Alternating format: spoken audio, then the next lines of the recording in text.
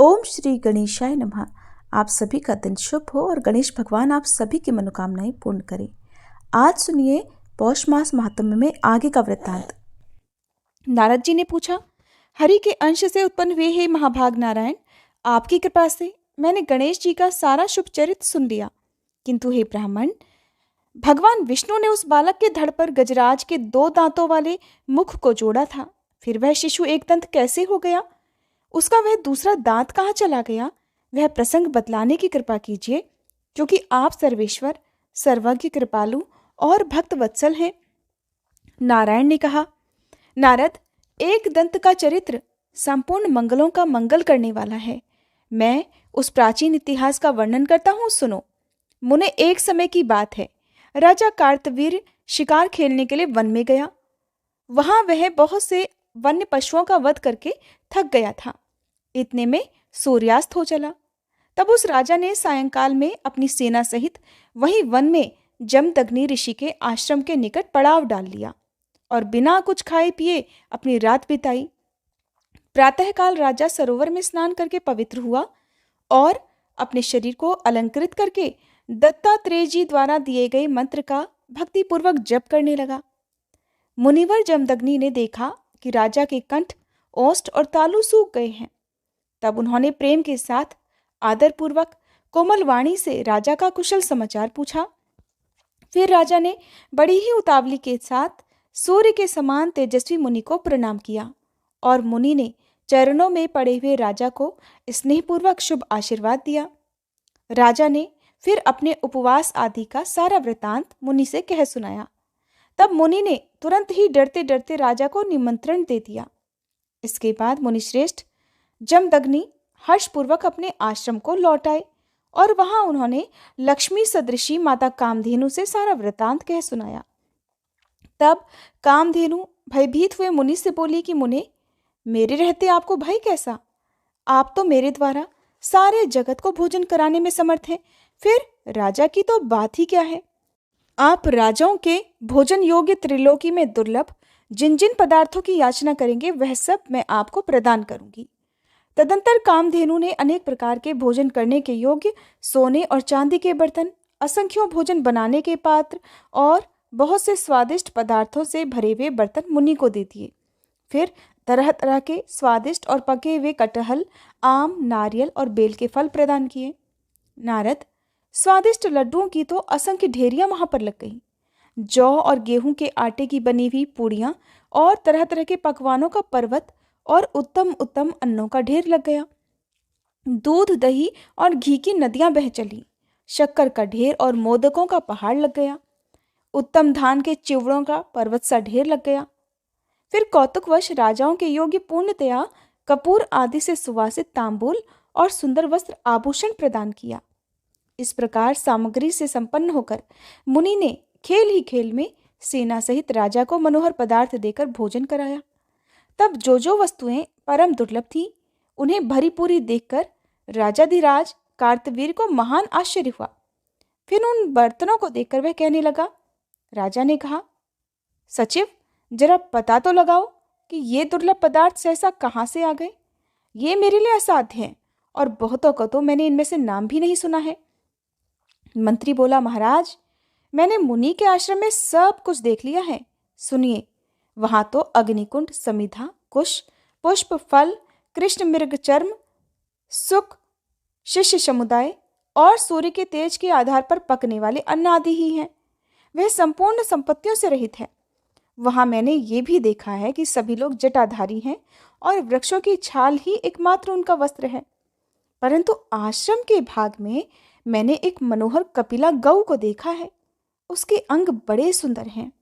चांदनी की सी उसकी कांति है और लाल कमल के समान उसके नेत्र हैं। पूर्णिमा के चंद्रमा की सी कांतिमती वह गौ वहां तेज से उद्दीप्त हो रही थी। वही साक्षात लक्ष्मी जी की तरह संपूर्ण संपत्तियों और गुणों की आधार है। फिर मंत्री के कहने पर वह दुर्बुद्धि राजा मुनि से उसी गौ की याचना करने के लिए तत्पर हो गया, क्योंकि वह उस समय सर्वथा कालपाश से बंधा हुआ था। भला पुण्य अथवा उत्तम बुद्धि कर क्या सकती है, क्योंकि होनहार ही सब तरह से बली होता है। इस कारण पुण्यवान और बुद्धिमान होकर भी राजा कार्तवीर्य दैववश ब्राह्मण से याचना करना चाहता है। पुण्य कर्म से स्वर्ग का भोग करके मनुष्य पुण्य स्थल में जन्म लेते हैं और पाप कर्म से नरक का भोग करने के बाद प्राणियों की निंदित योनि में उत्पत्ति होती है। नारद, कर्म के वर्तमान रहते प्राणियों का उद्धार नहीं होता, इसलिए संत लोग निरंतर कर्म का क्षय ही करते रहते हैं। जगत का धारण पोषण करने वाली बुद्धिदायिनी माया प्रत्येक जन्म में सेवा किए जाने पर संतुष्ट होकर भक्त को वह भक्ति प्रदान करती है। फिर माया से विमुक्त हुए राजा कार्तवीर्य ने यत्नपूर्वक मुनि को अपने पास बुलाया और बड़ी प्रसन्नता के साथ अंजलि बांधकर भक्तिपूर्वक उनसे विनय पूर्वक वचन में कहने लगा। राजा ने कहा, भक्तों पर अनुग्रह करने के लिए उद्यत रहने वाले हे भक्तेश, आप तो कल्पतरु के समान हैं। इसलिए मुझ भक्त को कामना पूर्ण करने वाली इस कामधेनु को भिक्षा रूप में प्रदान कीजिए। हे तपोधन, आप जैसे दाताओं के लिए भारत में कोई वस्तु अदेय नहीं है, और मैंने सुना भी है कि पूर्व काल में दधीची ने देवताओं को अपनी अस्थियां तक दे डाली थी। हे तपोराशे, आप तो भारतवर्ष में लीला पूर्वक भ्रभंग मात्र से समूह की समूह कामधेनुओं की सृष्टि करने में समर्थ हैं।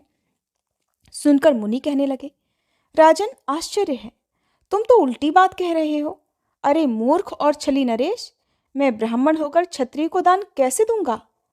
इस कामधेनु को परमात्मा श्री कृष्ण ने गोलोक में यज्ञ के अवसर पर ब्रह्मा जी को दिया था, अतः प्राणों से बढ़कर प्यारी यह गौ देने योग्य नहीं है। हे राजन, फिर ब्रह्मा जी ने इसे अपने प्रिय पुत्र भृगु को दिया और भृगु ने मुझे दिया। इस प्रकार यह कपिला मेरी पैतृक संपत्ति है। ये कामधेनु गोलोक में उत्पन्न हुई है, इसलिए त्रिलोकी में दुर्लभ है। तब भला मैं लीलापूर्वक ऐसी कपिला की सृष्टि करने में कैसे समर्थ हो सकता हूँ? ना तो मैं हलवाहा हूँ और ना तुम्हारी सहायता से बुद्धिमान हुआ हूँ। मैं अतिथि को छोड़कर शेष सबको क्षण मात्र में भस्म करने की भी शक्ति रखता हूँ। इसलिए अभी इसी क्षण अपने घर जाओ और अपने स्त्री पुत्रों को देखो। मुनि के ऐसे वचनों को सुनकर राजा को क्रोध आ गया। तब वह मुनि को नमस्कार करके सेना के बीच में चला गया।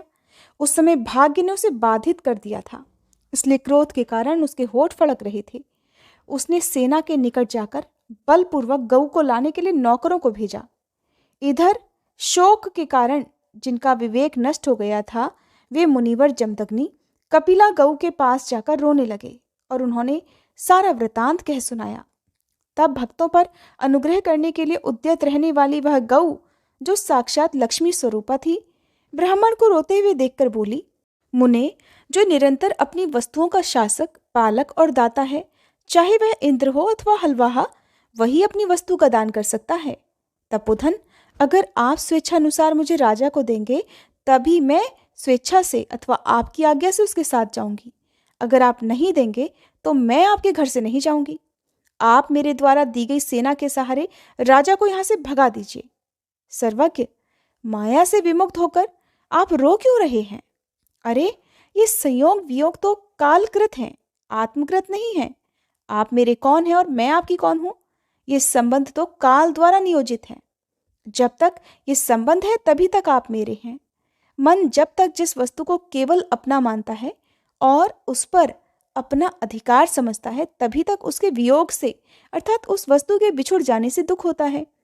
ऐसा कहकर कामधेनु ने सूर्य के समान कांतिमान नाना प्रकार के शस्त्रास्त्र और सेनाएं उत्पन्न कर दी। उस कपिला के मुख आदि अंगों से करोड़ों करोड़ों खड्गधारी, शूलधारी, धनुर्धारी, दंड शक्ति और गदाधारी शूरवीर निकल आए। करोड़ों वीर राजकुमार और म्लेच्छ निकले। इस प्रकार कपिला ने मुनि को सेनाएं देकर उन्हें निर्भय कर दिया और कहा, अब ये सेनाएं युद्ध करेंगी, आप वहां मत जाइए। उस सामग्री से संपन्न होने के कारण मुनि को महान प्रसन्नता हुई। इधर राजा द्वारा भेजे गए भृत्य ने लौटकर राजा को सारा वृतांत बतला दिया। कपिला की सेना का वृतांत और अपने पक्ष की पराजय सुनकर राजा कार्तवीर्य भयभीत हो गया। उसके मन में कातरता छा गई। तब उसने दूत भेजकर अपने देश से और दूसरी सेनाएं मंगवाई। नारायण कहते हैं, नारद, फिर कार्तवीर्य ने दुखी हृदय से श्री हरि का स्मरण किया और कुपित होकर मुनि के पास दूत भेजकर ये कहलवाया कि मुनिश्रेष्ठ, युद्ध कीजिए अथवा मुझ अतिथि और भृत्य को मेरी वांछित गऊ दे दीजिए। भली भांति विचार करके जो उचित हो, जो आपको सही लगे वही कीजिए। दूत की ये बात सुनकर मुनिवर जमदग्नि ठहाका मारकर हंस पड़े और जो हितकारक सत्य नीति का सार तत्व था वह सब दूत से कहने लगे। मुनि ने कहा, दूत, राजा को आहार रहित देखकर ही मैं उसे अपने घर ले आया और यथोचित रूप से शक्ति के अनुसार अनेक प्रकार के व्यंजन भोजन कराए। अब वह राजा मेरी प्राणों से प्यारी कपिला को बलपूर्वक मांग रहा है। मैं उसे देने में सर्वथा असमर्थ हूं, इसलिए युद्ध दान दूंगा, ये निश्चित है। मुनि का ये वचन सुनकर दूत लौट गया और सभा के मध्य भाग में भय के कारण कवच धारण करके बैठे हुए राजा से सारा वृतांत कह सुनाया। इधर मुनि ने कपिला गौ से कहा कि इस समय मैं क्या करूं, क्योंकि जैसे कर्णधार के बिना नौका अनियंत्रित रहती है, वही दशा मेरे बिना इस सेना की हो रही है। तब कपिला ने मुनि को अनेक प्रकार के शस्त्र, युद्ध शास्त्र की शिक्षा और उसके उपयोग में आने वाले संधान आदि का ज्ञान प्रदान करते हुए कहा, विप्रवर, आपकी जय हो। आप युद्ध में निश्चय ही शत्रु को जीत लेंगे और ये भी ध्रुव है कि अमोघ दिव्यास्त्र के बिना आपकी मृत्यु नहीं होगी। आप ब्राह्मण हैं, इसलिए आपका दत्तात्रेय जी के शिष्य और अमोघ शस्त्रधारी राजा के साथ युद्ध होना युक्त नहीं है। हे ब्राह्मण, ऐसा कहकर मनस्विनी कपिला मौन हो गई। तब मनस्वी मुनि ने सेना को सुसज्जित किया और उस सारी सेना को साथ लेकर वे युद्ध स्थल को प्रस्थान कर गए। उधर राजा भी युद्ध के लिए आ डटा। उसने मुनिवर जमदग्नि को प्रणाम किया। फिर दोनों सेनाओं में अत्यंत दुष्कर युद्ध होने लगा। उस युद्ध में कपिला की सेना ने बलपूर्वक राजा की सारी सेना को जीत लिया और खेल ही खेल में राजा के विचित्र रथ को भी चूर चूर कर डाला। फिर हंसते हंसते राजा के कवच और धनुष को भी छिन्न भिन्न कर डाला। इस प्रकार राजा कार्तवीर्य कपिला की सेना को जीतने में असमर्थ हो गया। उन सेनाओं ने शस्त्रों की वर्षा से राजा को हथियार रख देने के लिए विवश कर दिया। फिर बाणों और शस्त्रों की वर्षा से राजा मूर्छित हो गया। उस समय राजा की कुछ सेना तो मर चुकी थी और कुछ भाग खड़ी हुई। मुने, जब कृपा सागर मुनिवर जमदग्नि ने देखा कि मेरा अतिथि बना हुआ राजराजेश्वर कार्तवीर्य मूर्छित हो गया है, तब कृपा परवश होकर उन्होंने उस सेना को लौटा दिया। फिर तो वह कृत्रिम सेना जाकर कपिला के शरीर में ही विलीन हो गई। उसके बाद कृपालु मुनि ने शीघ्र ही राजा को अपनी चरण धूलि देकर कि तुम्हारी जय हो, ऐसा शुभ आशीर्वाद दिया और अपने कमंडल के जल के छींटे देकर उसे होश दिलाया। होश में आने पर वह राजा फिर से युद्ध भूमि में खड़ा हो गया और भक्ति पूर्वक हाथ जोड़कर उसने मुनिवर को सिर झुकाकर प्रणाम किया। तब मुनि ने राजा को शुभाशीष देकर हृदय से लगा लिया और पुनः उसे स्नान कराकर यत्नपूर्वक भोजन कराया, क्योंकि ब्राह्मणों का हृदय सदा मक्खन के समान कोमल हुआ करता है, परंतु दूसरों का हृदय सदा छुरे की धार के समान तेज, असाध्य और दारुण होता है। उसके बाद मुनिवर ने राजा से कहा कि राजन, अब तुम अपने घर को लौट जाओ। राजा कहने लगा, महाबाहो, युद्ध कीजिए या फिर मेरी अभीष्ट गौ मुझे समर्पित कर दीजिए। राजा तो अब भी अपनी जिद पर अड़ा हुआ था। नारायण मुनि कहते हैं, नारद, राजा के वचन को सुनकर मुनिवर ने श्रीहरि का ध्यान करके जो हितकर सत्य और नीति का सार रूप था, ऐसा वचन कहना आरंभ कर दिया। मुनि ने कहा, महाभाग, अपने घर जाओ और सनातन धर्म की रक्षा करो, क्योंकि धर्म के सुरक्षित रहने पर सारी संपत्तियां सदा से स्थिर रूप से निवास करती हैं। ये पूर्णतया निश्चित है।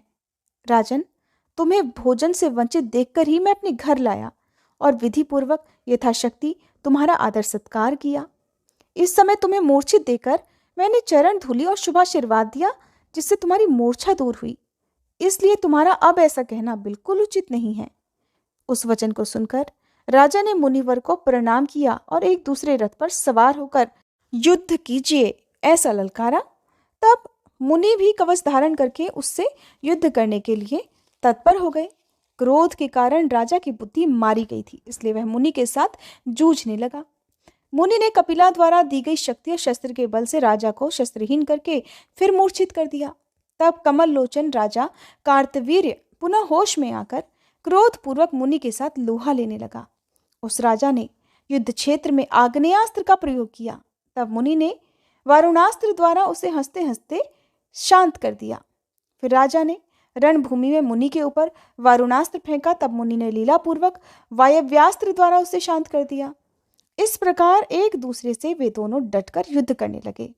फिर युद्ध के मैदान में हंसते हुए मुनि ने खेल ही खेल में नागास्त्र द्वारा राजा के सभी मंत्रियों को बांधकर कैद कर लिया। फिर लीलापूर्वक उत्तम मंत्र का प्रयोग करके उस राजा को जगाया और उन बंधे हुए सभी मंत्रियों को उसे दिखाया। राजा को दिखाकर मुनि ने तत्काल ही उन्हें बंधन मुक्त कर दिया और राजा को आशीर्वाद देकर फिर कहा कि राजन, अपने घर जाओ। परंतु राजा तो क्रोध में भरा हुआ था, उसकी बुद्धि मारी गई थी। उसने उठकर त्रिशूल उठा लिया और यत्नपूर्वक उसे मुनिवर जमदग्नि पर चला दिया। तब मुनि ने उस पर शक्ति से प्रहार किया। इसी बीच उस युद्ध स्थल में ब्रह्मा जी ने आकर उत्तम नीति द्वारा उन दोनों में परस्पर प्रेम स्थापित कर दिया। तब मुनि ने संतुष्ट होकर रण क्षेत्र में ब्रह्मा जी के चरणों में दृष्टिपात किया और राजा ब्रह्मा तथा मुनि को नमस्कार करके अपने घर को चला गया। फिर ब्रह्मा जी और मुनि ने भी अपने अपने स्थान को प्रस्थान किया। इस प्रकार इसका वर्णन तो कर दिया, अब आगे तुमसे कुछ और कहूंगा। नारायण मुनि ने देवर्षि नारद को जो कुछ भी बताया उसका वर्णन आप अगले अध्याय में सुनेंगे।